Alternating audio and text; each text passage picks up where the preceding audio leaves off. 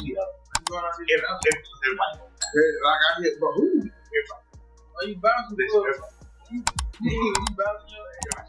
It seems those threats weren't just for show, as two rappers affiliated with Monaduke and Oblak S. Youngin were recently gunned down miles from their neighborhood. But the most shocking part, the alleged shooter is now speaking out, claiming these killings were direct retaliation for King Von's death. He's also tying the motive back even further, saying Youngin and Duke's murders were revenge for FBG Duck, suggesting that the shooters likely came from Tookaville or their allies. This theory gains credibility considering the long-standing cycle of tit-for-tat violence between these rival factions, further fueling tensions. A Reddit post claims Tookaville affiliates mocked the deaths with a video featuring someone saying, "Beans and bologna. I put their act up there." On folks, a grim display of the kind of disrespect that often intensifies street conflicts.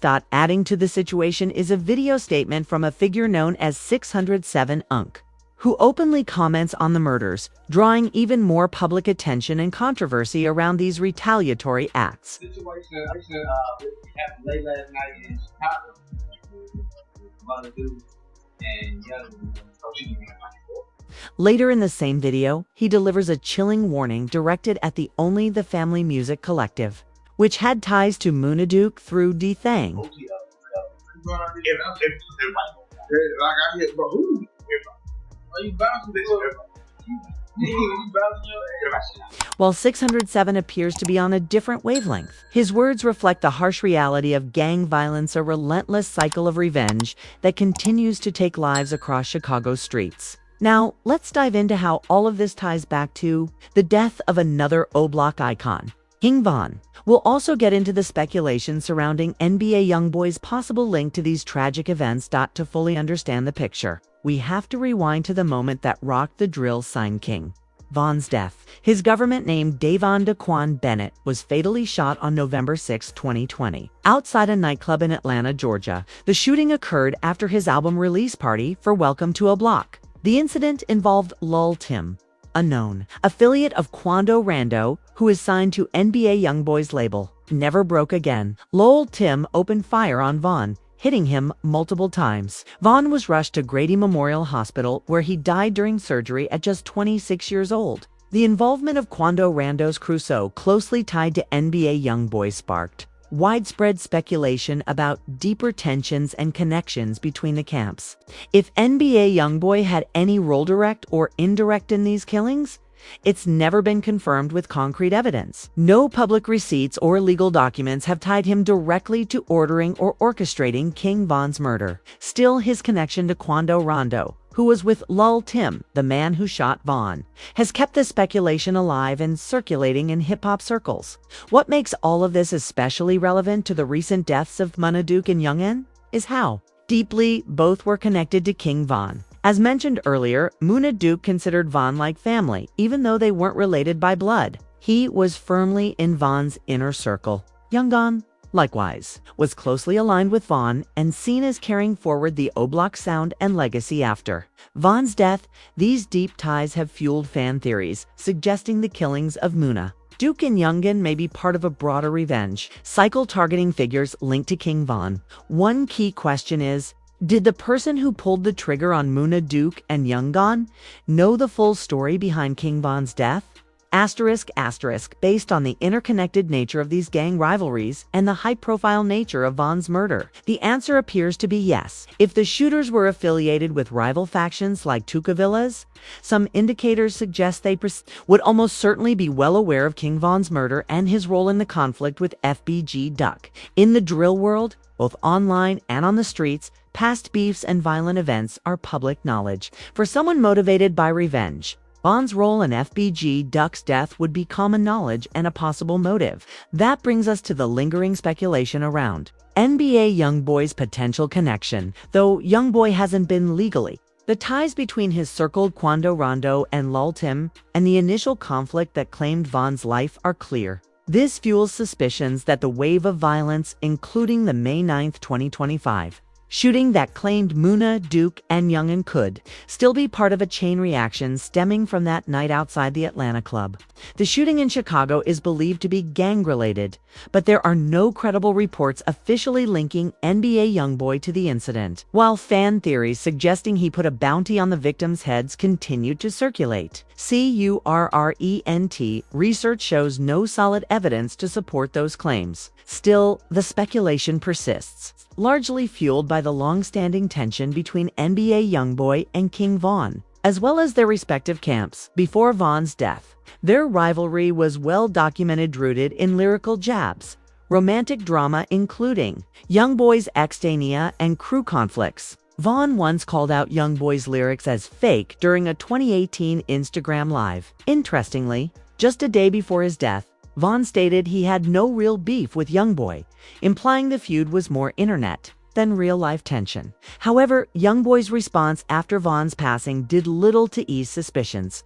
Rather than showing sympathy, YoungBoy's public statements hinted that the beef was still on. In a December 2021 Clubhouse chat, he reportedly questioned Von's street credibility. Even earlier in December 2020, not long after Von was killed in a fight-turned-shooting, YoungBoy said during an Instagram Live, "It takes a man to kill somebody. Fighting don't make you no man." Many viewed this as a thinly veiled jab at Von. The tension didn't die with Von. In January 2022, YoungBoy released Bring the Hook, a track on his Colors mixtape featuring lines many interpreted as a direct diss to Von and O'Block. That Squid Game O'Block pack, get rolled up. The bar sparked retaliation from Von's crew, including Lil Durk, making it clear the conflict had spilled beyond just two rappers and involved their entire circles.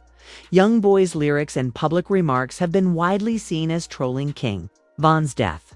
While some in the hip-hop community chalk it up to rap beef culture, others believe it crossed a line by mocking the deceased. Given this volatile history, it's no surprise that some fans are now speculating about YoungBoy's possible involvement in the deaths of Muna, Duke, and Youngin Evan if there's no hard evidence tying him to it.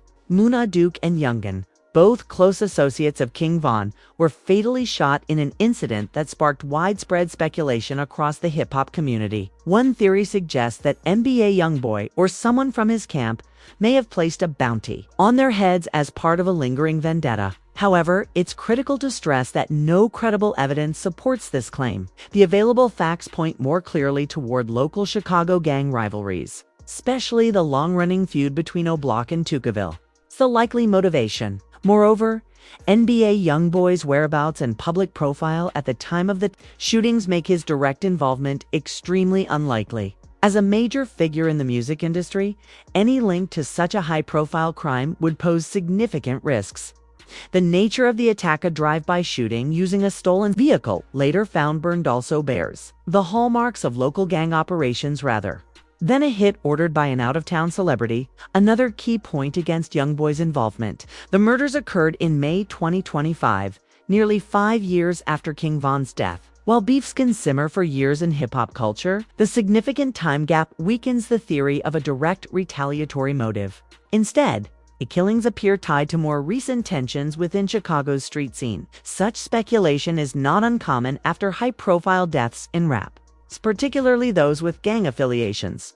It's a deeply interconnected web of alliances and personal relationships in Chicago's drill scene often leads fans to draw broader conclusions, sometimes stretching beyond what evidence can support. In this case, the most credible theory remains that the murders of Muna, Duke, and Youngin were driven by localized conflict, particularly the ongoing war between O'Block's Black disciples and Tukaville's gangster disciples. To better understand the backdrop, it's worth examining the internal structure of O'Block, a clique called TSG turned Savage Gang. Consists mostly of younger members aged 15 to 22. Notable names like Nuksani and Buck Muna are part of this group, which emerged in late 2020 from the TQ Bully Boys.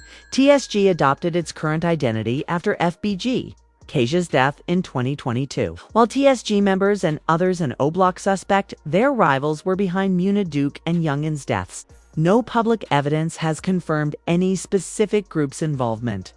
The attack is rumored to be linked to either Tukaville or Smashville, two known rival sets There's also speculation about connections to Lil Durk's ongoing murder-for-hire case. Some fans theorize that Muna Duke became a target after fathering a child with the ex-partner of FDD Tang, Lil Durk's late brother.